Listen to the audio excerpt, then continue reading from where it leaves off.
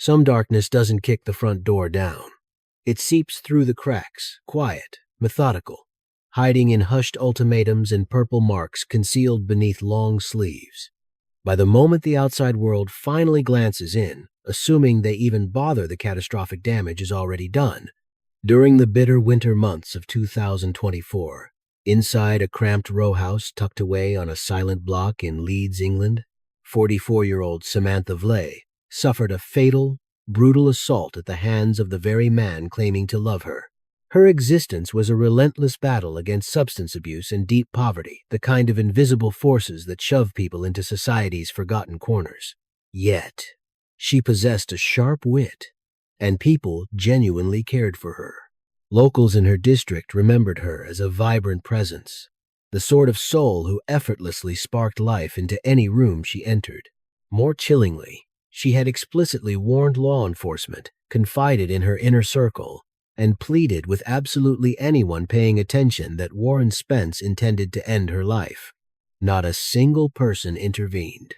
This is the harrowing account of Samantha Wrightley.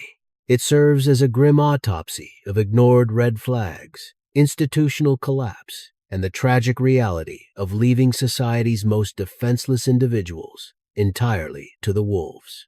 Ultimately, it is an examination of the predator who extinguished her light, and the mandatory minimum sentence of 24 years he must now serve in a concrete cell. Keep listening closely. In a tragedy this complex, every granular piece of evidence holds immense weight. Obsessed with the macabre, Love True Crime is the definitive coloring book for morbid curiosity, showcasing 65 infamous murderers meticulously drawn in striking, high-contrast illustrations. Printed on one-sided sheets for a beautifully grim, highly detailed experience you won't easily shake. Grab your copy on Amazon today.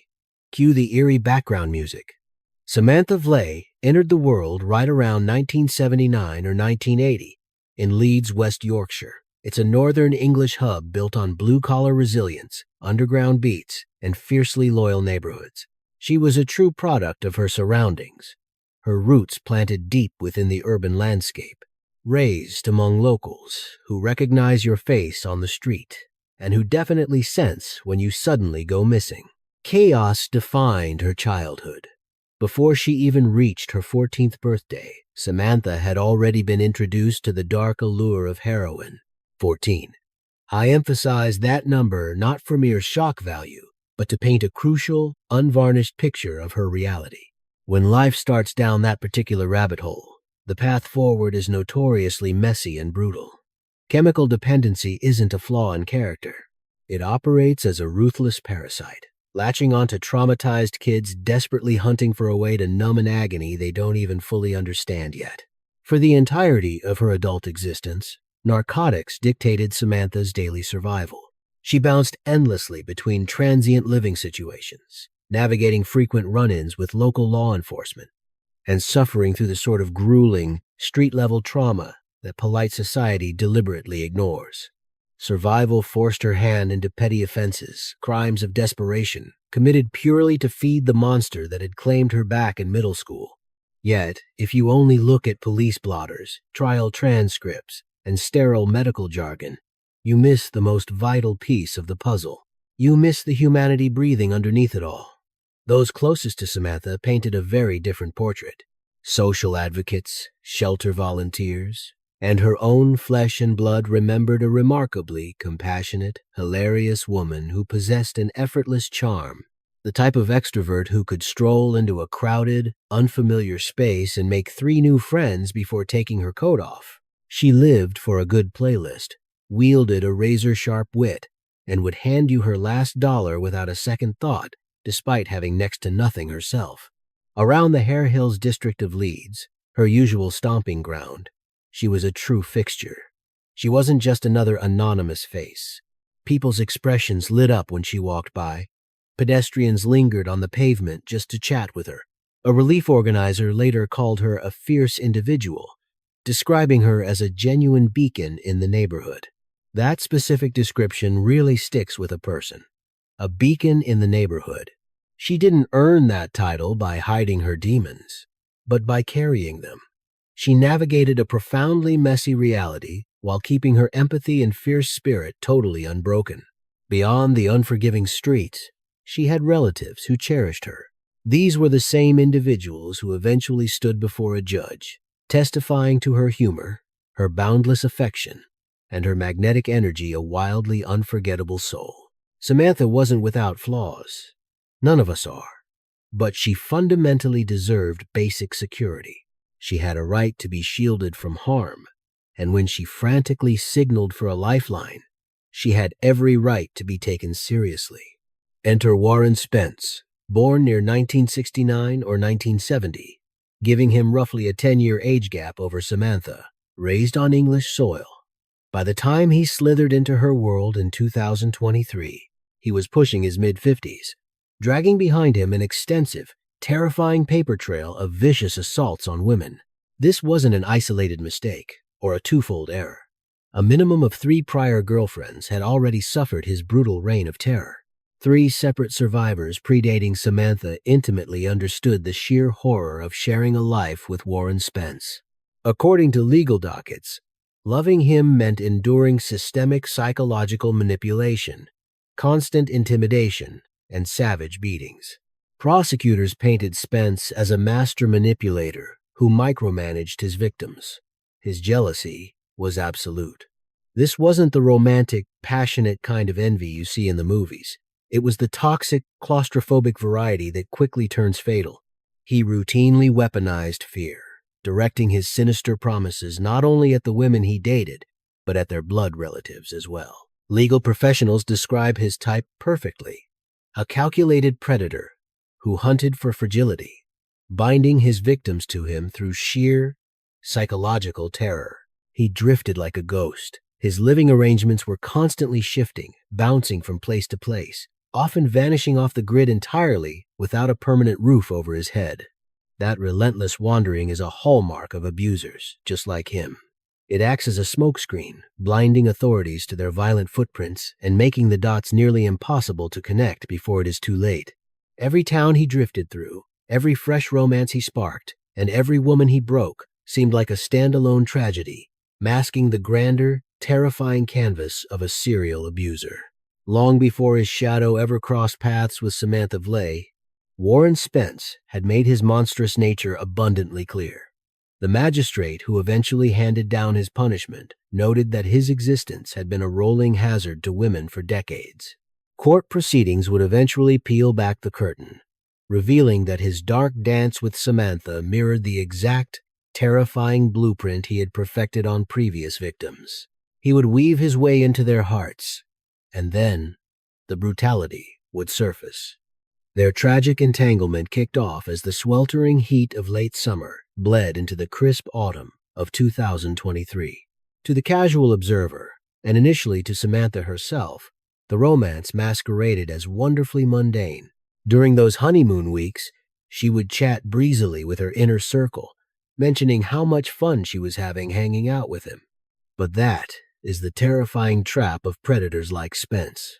They always grant a grace period at the start, maybe a handful of days, perhaps a few weeks, or even stretching into months where the illusion is flawless, the charisma is intoxicating, and the intense focus feels like true love. It is a calculated mirage, completely hiding the monster lurking just beneath the surface. Psychologists analyzing domestic terror label this the idealization stage, and it is entirely by design. It is the ultimate Trojan horse, allowing the abuser to slip past the gates before striking. Yet, his charming facade shattered rapidly. Barely a few weeks or months into their romance, the darkness took over and the cruelty commenced. Spence unleashed his physical rage on her. He leveled chilling ultimatums at her and her loved ones, systematically tightening his grip on her every move, monitoring her conversations, and dictating her daily life. Simple disagreements warped into brutal altercations. What started as love mutated into an endless cycle of bullying, physical batteries, and absolute dread. Bystanders, friends who had watched her grow over the years, would later take the stand, describing the heartbreaking transformation consuming her. She was terrified. Her trademark kindness lingered, and a spark of her old humor remained, but it was suffocated by a fresh, paralyzing paranoia that never seemed to leave her eyes. Yet Samantha valiantly refused to suffer in the shadows. She opened up to her confidants about the living hell behind closed doors. She marched into a local crisis center for battered women, detailing the brutal blows she endured, and even took her horrific truth to law enforcement. On New Year's Eve, 2023, an officer's body camera caught a chilling glimpse of her. The sheer panic radiating from her was unmistakable. She confessed to the cops that she had been shrieking for a savior, paralyzed by his presence. She stated, without a stutter, that she could not tell the whole truth while he was hovering just out of frame, and she repeatedly whispered a dark prophecy to anyone who would listen, delivering the same haunting warning time and time again. She swore he was going to take her life. Deep down, she was absolutely certain. It was a chilling foresight forged in the fires of survival, a truth you only grasp when you are the one enduring the constant blows, when you stare into the eyes of a man like Warren Spence and see the genuine evil staring back. This was not a cry for attention. It was not theatrics. She was sounding the alarm on a lethal danger that she had calculated with dead-on precision. Yet, as the calendar turned to February 2024, the toxic bond dragged on, the beatings persisted, and the system completely failed to rip him from her orbit. As the sun dipped on February 11th, 2024, Samantha drifted through the familiar streets of the Hare Hills district in Leeds. Right around 3 o'clock that afternoon, locals noticed her chatting with familiar faces on the pavement she considered her home turf. She looked completely at ease, displaying absolutely zero red flags to hint at the unspeakable horror creeping toward her that very night. Fast forward to 4:30 in the afternoon, and the couple was spotted roaming those same streets side by side.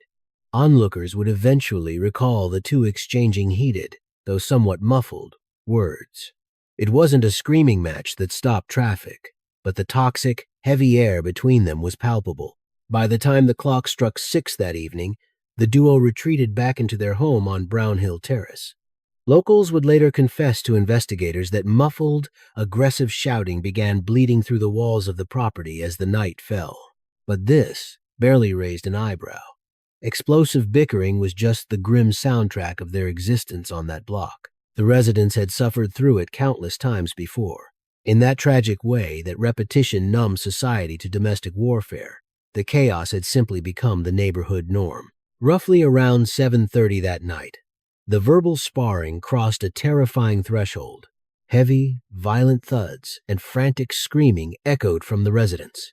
The intensity was staggering, far beyond their usual disputes, yet the phone lines to the cops remained silent.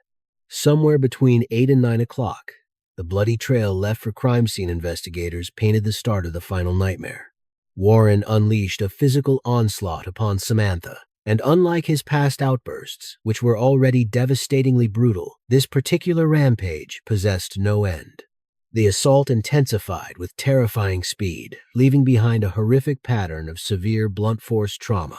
Pathologists analyzing the aftermath would ultimately determine that the horror unfolding within those walls wasn't some brief crime of passion, it was a drawn-out nightmare. The abuse was agonizingly relentless, stretching out over a duration that defies human comprehension. At roughly 9:15 that evening, a resident nearby caught the chilling sound of a woman screaming from the vicinity of the home. In all probability, that was the final vocalization Samantha Wrightley would ever produce. The bloodshed, forensics would later confirm, did not stop there. She absorbed catastrophic damage to her midsection, resulting in the shattering of numerous ribs. The pathology indicated a vicious sequence of stomps and kicks. Experts hypothesized that by 10 o'clock that evening, her body finally gave out, plunging her into a coma brought on by sheer anatomical devastation. Her life slipped away just moments later. Warren Spence never picked up the phone to dial emergency services. He summoned no paramedics, exhibited zero panic, and made zero effort to justify the carnage he had just orchestrated. Detectives theorize he lingered in the residence for hours after her final breath. He simply sat in the quiet with her lifeless body. It wasn't until the dead of night on February 12th, right around 2 in the morning, that he finally slipped out the door. Security cameras captured his silhouette retreating into the shadows. His destination was nowhere near a police precinct. There would be no voluntary surrender. Instead, he fled, actively severing the geographic ties between himself, Brownhill Terrace, the city of Leeds, and the gruesome scene he had left behind. Law enforcement would eventually piece together his escape route, relying on a digital breadcrumb trail of surveillance tapes, transit logs, and eyewitness accounts. He managed to slip completely beyond the city limits. As dawn broke over Hare Hills, a quiet unease settled over Samantha's social circle when she failed to show up for her daily routines. By 9 in the morning, that 12th of February, the locals who interacted with her every day were growing deeply alarmed. At 12:30 in the afternoon, someone finally alerted the authorities, requesting a welfare check on the property. Cruisers pulled up to the Brownhill Terrace residence just past 1 o'clock. What awaited them inside was the brutalized corpse of Samantha Wrightley. A full-scale homicide probe was triggered on the spot. Within 24 hours, the crosshairs locked firmly onto Warren Spence as the primary person of interest. His mugshot and physical profile were broadcast to every precinct in the country. 3 days later, on February 15th, the dragnet snagged him in Scarborough, a seaside community roughly 100 kilometers away from Leeds. He was immediately taken into custody. They slapped him with a homicide charge, paving the way for a fiercely methodical and profoundly incriminating inquiry.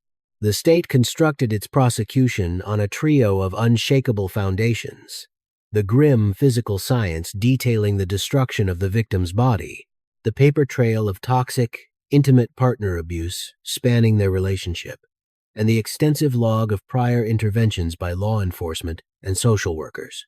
When the autopsy results were read aloud, a chilling silence fell over the gallery.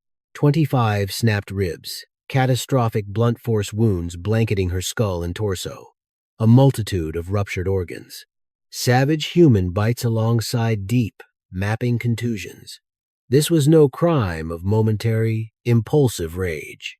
The pathology painted a grim picture of an agonizingly protracted beating inflicted by a physically dominant predator who systematically dismantled his target over an excruciating window of time. The state queued up police body-worn video from the final hours of 2023. It captured the raw dread etched into Samantha's features, her voice trembling as she confessed to begging the neighborhood for rescue. It was the palpable horror of someone profoundly aware she was locked in a dynamic that was going to put her in a body bag. Then, the gallery heard from those who knew her. Companions, locals, and social advocates took the stand to recount the dark shift in her personality after she got involved with Spence. They detailed her suffocating paranoia. They relayed the horrific stories of abuse she had confided in them, echoing the haunting phrase she repeated incessantly leading up to February 2024. "He is going to end my life." Unfazed, Warren Spence pled absolutely not guilty to the slaying. The panel of his peers wasn't buying a word of it. They returned a swift conviction. Come March of 2025, the gavel came down.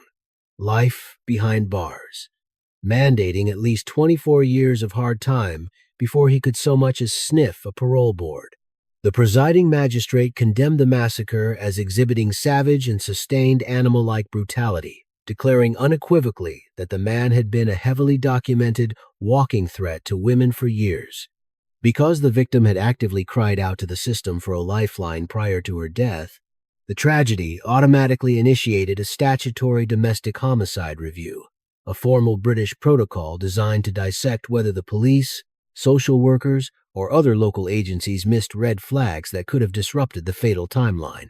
At the time of this recording, that systemic audit remains an open and active inquiry. The dark science of the crime scene.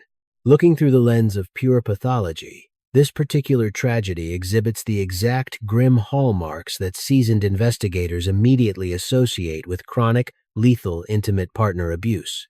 The most glaring and profoundly disturbing factor was the sheer volume and severity of the bodily destruction. Sustaining 25 broken ribs indicates an unimaginable degree of chest trauma. To put that into perspective, a human body only possesses 24 ribs in total, 12 flanking each side. Finding 25 breaks means several bones were shattered in multiple places, pointing to a relentless, brutal assault concentrated on the exact same areas. It paints a gruesome picture of an attacker standing over a defenseless, grounded victim, kicking and stomping them without mercy. The discovery of bite wounds carries massive weight in a forensic investigation, and not just for one reason. This type of biological clue serves as a direct, irrefutable tether, tying a very specific suspect right to the scene of the bloodshed. Investigators can scrutinize the precise layout, the severity of the indentations, and their placement, matching them flawlessly against a killer's dental molds. But here, those savage impressions offer detectives something even darker, a window into the murderer's psychology. They revealed an attack that went far beyond mere physical violence. This was intimately cruel, fueled by a blinding fury and an absolute need to conquer. Securing security footage of Spence's movements after the fact became the linchpin of the entire homicide probe. Detectives meticulously pieced together his whereabouts, tracking his flight from the crime scene, following the breadcrumbs all the way to Skara. This mapped out his getaway path, while quietly proving something vital. He knew exactly what he had done, and he knew it was lethal. He never once tried to call for medical assistance. That silence, paired with his calculated retreat from town, screamed of a guilty conscience. Because law enforcement had previously crossed paths with them, a domestic homicide review was automatically mandated. This is a rigorous legal protocol within the United Kingdom, strictly regulated by the Domestic Violence, Crime and Victims Act of 2004. These deep dives put every involved institution under a microscope: law enforcement, medical professionals, and social housing groups, to figure out if anyone let a life-saving red flag slip by before the fatal blow was struck. The truths uncovered during these inquiries frequently force massive overhauls in protocol, rewriting the rulebook on both a community and federal scale. This tragedy serves as a textbook example of what criminal profilers refer to as the coercive control continuum. It is a terrifying escalation where a predator shifts from mental manipulation to physical beatings, eventually culminating in murder. Spence left a dark trail with at least 3 former girlfriends, marked by relentless intimidation, possessive rage, and brutal battering. That incredibly brief window between the honeymoon phase and catastrophic abuse fits perfectly into the fatal warning signs recognized by behavioral experts. The psychological blueprint. From a purely behavioral standpoint, this investigation contrasts 2 drastically opposing mindsets: a fiercely tough woman surviving a nightmare, and a habitual monster who hopped between victims, leaving nothing but ruin behind him. Friends and loved ones painted a psychological portrait of Samantha Wrightley that showed an incredibly tough survivor hiding a deeply fragile core. Falling into substance abuse at just 14 years old completely derailed her future, yet it never erased her fundamental spirit. Her inherently welcoming nature, her magnetic personality, and her genuine ability to bond with others survived the darkness untouched. While those exact qualities made her a cherished figure on her streets, they also turned her into the perfect prey for a predator skilled at weaponizing empathy. Clinical studies focused on trauma continually prove that people who fall into early substance dependency almost always carry heavy baggage from a shattered childhood. They are survivors of profound abuse, emotional starvation, and chaos that fractures their ability to form safe bonds, leaving them uniquely exposed to toxic partners. None of this equates to a personal failure. It is simply the inevitable aftermath of a society that allowed a vulnerable kid to fall through the cracks. Warren Spence's behavioral makeup is a flawless match for what criminal psychologists classify as an antisocial intimate partner predator. This is a specific breed of attacker whose brutality isn't sparked by a bad day. It is a calculated, habitual tool used for subjugation. The glaring red flags here include a well-documented rap sheet of battering several different women, attacks that grew increasingly savage as the years went on, intense psychological imprisonment paired with physical beatings, a chilling absence of guilt, and a highly organized escape plan once the deed was done. The reality that Spence lingered at the murder site for hours points to a terrifying level of apathy. not a man acting in a blind panic. It is a deeply disturbing trait, highlighting just how profoundly disconnected he was from the agony he had inflicted upon Samantha. Clinical profiles of men fitting this description highlight a complete void where compassion should be, an obsessive craving for absolute authority, and a twisted mindset that somehow blames the bleeding victim for forcing their hand. The haunting prophecy Samantha shared that he would eventually end her life carries immense psychological weight. Targets of psychological captivity frequently develop a hyper-aware, sixth sense regarding exactly what their tormentor is capable of doing next. That isn't just a grim outlook. It is a chillingly precise intuition forged in the fires of trauma. Data has long proven a dark reality. The targets of abuse are often the most accurate prophets of their own murders. Those desperate cries for salvation ought to have launched an immediate, overwhelming rescue effort.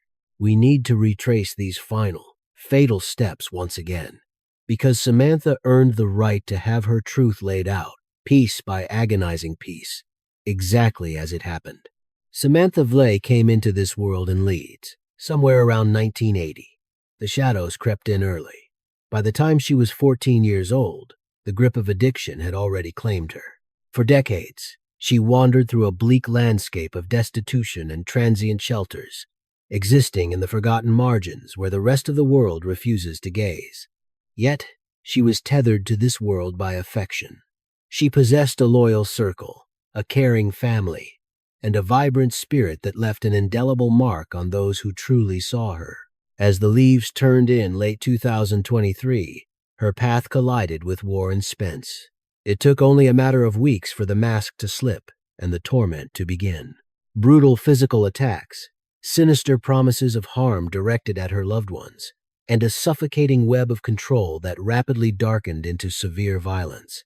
She actively hunted for a lifeline, even pleading her case at a local outreach hub. She begged law enforcement to intervene. On the final night of 2023, an officer's body camera recorded the sheer, unadulterated terror radiating from her eyes. Over and over, she whispered a hauntingly accurate prediction to anyone who would listen. Spence was going to take her life. As night fell on the 11th of February, 2024, witnesses spotted the pair walking through Hare Hills. They eventually made their way back to a residence on Brown Hill Terrace. Those living nearby recall the muffled echoes of rage, the sickening thuds, and one final, piercing shriek. Samantha Wrightley took her last breath in that darkness, murdered with a level of ferocity that left seasoned detectives deeply unsettled. 25 shattered ribs, devastating blunt trauma, the chilling, feral imprint of human teeth. It was an agonizing, drawn-out execution, orchestrated by a predator with a history of violence, the very fate she had desperately tried to broadcast. After the killing, Warren Spence lingered in that silent house for hours. When he finally slipped away, he ran to Skara, putting 100 kilometers between himself and the crime scene. 3 days later, the authorities closed the net and slapped the cuffs on him. By March of 2025, a jury handed down a guilty verdict, locking him away for life, ensuring he would rot for a minimum of 24 years before even tasting the possibility of parole. Her blood relatives remember a woman possessing a sharp wit, an ocean of warmth, and an unyielding spark. The neighborhood that truly understood her mourned the gaping void she left behind. Meanwhile, the bureaucratic machinery that watched her die, the red flags ignored and the desperate pleas swallowed by silence. All those frantic cries for salvation eventually sparked a rigorous institutional inquiry, a reckoning that might one day rewrite the playbook for protecting the hunted. Samantha Wrightley was never just a number on a coroner's sheet. She was far more than a manila folder in a dusty archive. She was a soul who found solace in melodies, a magnet for companionship, a bringer of smiles, a human being who begged for a shield that arrived far too late. She was owed a future. Now, the absolute bare minimum we owe her memory is to carve her tragedy into the public consciousness, ensuring her agonizing lessons are never buried. I appreciate you stepping into the dark with me. If this investigation struck a chord, leave a trace by liking, sharing, and subscribing. The shadows hold countless other secrets, begging for the light. We will cross paths again in the next descent. Eerie background score. Eerie background score. Somber instrumental music fades. The tragic end of Samantha Wrightley is not merely a crime report. It is a profound failure of the safety nets designed to protect the most vulnerable among us.